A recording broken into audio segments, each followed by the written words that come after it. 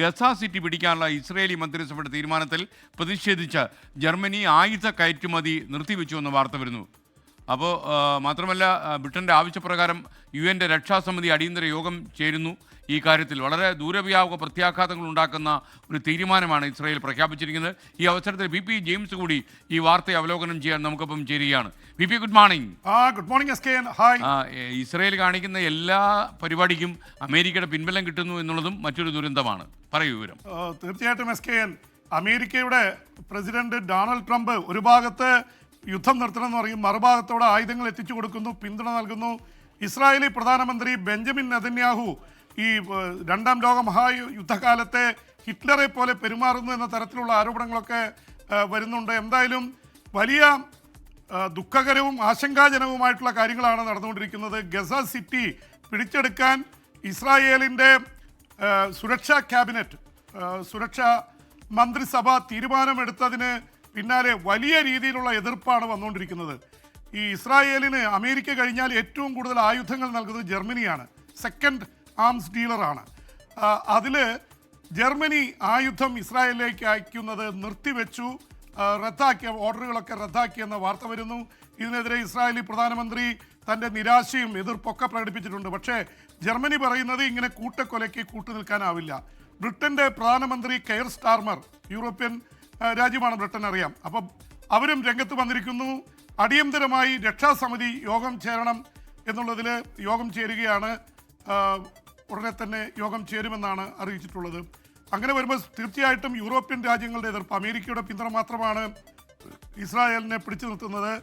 ഇതിനിടയിൽ വന്ന വാർത്തകൾ, ഈ സുരക്ഷാ മന്ത്രിസഭാ യോഗം ചേർന്ന് 10 മണിക്കൂറാണ് പ്രതിവാദങ്ങൾ നടന്നത്. ഹീറ്റഡ് എക്സ്ചേഞ്ചസ് എന്നാണ് പറയുന്നത്. ഇസ്രായേലി പ്രധാനമന്ത്രി ബെഞ്ചമിൻ നെതന്യാഹു നടത്തുന്ന ഈ നടപടികൾക്ക് അതിശക്തമായ എതിർപ്പ് ഇസ്രായേലി മന്ത്രിസഭയിലുണ്ട്, ജനങ്ങൾക്കിടയിലുണ്ട്.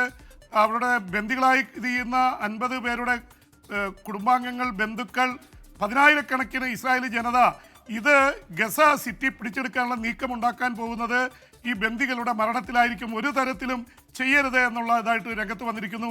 അതിനിടയിൽ SKN, ഈ മണിക്കൂറുകളിൽ വരുന്ന ഏറ്റവും വലിയൊരു വാർത്ത, ഇവിടെ നിന്ന് ഒഴിഞ്ഞു പോകാൻ ഇസ്രായേൽ സേന ആവശ്യപ്പെട്ടിട്ടുണ്ട്. പക്ഷേ തങ്ങൾ ഒഴിഞ്ഞു പോകില്ല എന്ന് പാലസ്തീൻകാർ ഗസ സിറ്റിയിൽ പ്രഖ്യാപിച്ചിരിക്കുന്നു.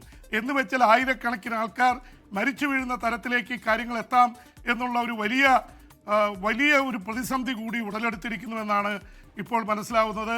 അതിനിടയിൽ ഇസ്രായേൽ നടത്തിയ ആക്രമണത്തിൽ 50ഓളം പലസ്തീനികൾ ഈ മണിക്കൂറുകളിൽ കൊല്ലപ്പെട്ടതായ ദുഃഖകരമായിട്ടുള്ള വാർത്ത കൂടി വരുന്നുണ്ട്. അതുകൊണ്ട് ഇസ്രായേൽ ഈ ഗസയിൽ ഒരു തരത്തിലൊരു വംശഹത്യ നടത്തുകയാണെന്ന് ലോകമെമ്പാടും ആരോപിച്ചിരുന്നു.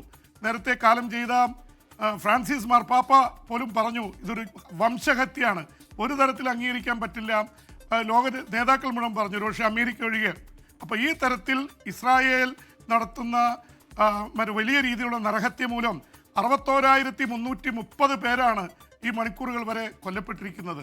1.5 ലക്ഷം പേർ, കൃത്യമായിട്ട് പറഞ്ഞാൽ 1,50,550 പേർക്ക് പരിക്കേറ്റതായിട്ടാണ്, അത് ഗുരുതരമായി പരിക്കേറ്റതായിട്ടാണ്.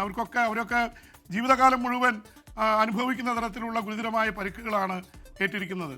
എന്ന് മാത്രമല്ല 4 പേർ ഈ മണിക്കൂറുകളിൽ തന്നെ പട്ടിണി മൂലം മരണമടഞ്ഞു. ഭക്ഷണത്തിന് കാത്തിരുന്ന ഏതാണ്ട് 30ഓളം പേർ വെടിയേറ്റ് മരിച്ചു. ഈ തരത്തിൽ വളരെ ക്രൂരമായിട്ടുള്ള കാര്യങ്ങളാണ് ഗസ മുനമ്പിൽ നടന്നുകൊണ്ടിരിക്കുന്നത്. SKN.